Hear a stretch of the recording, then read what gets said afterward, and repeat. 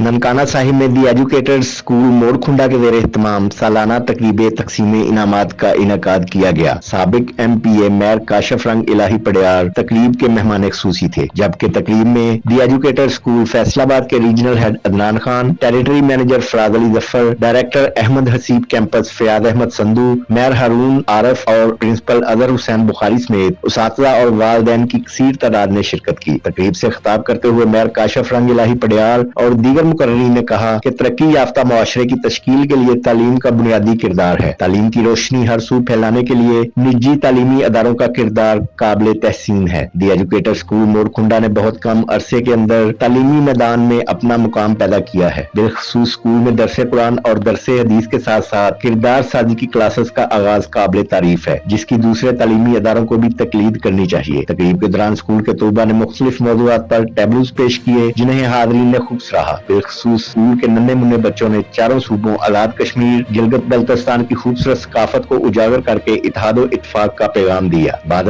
मेहमान खुसूसी और दीगर मेहमानों ने मुख्तलिफ क्लासेज में पोजीशन हासिल करने और नुमाया कारकर्दगी का मुजाहरा करने वाले तलबा और तालबात में इनामात तकसीम किए।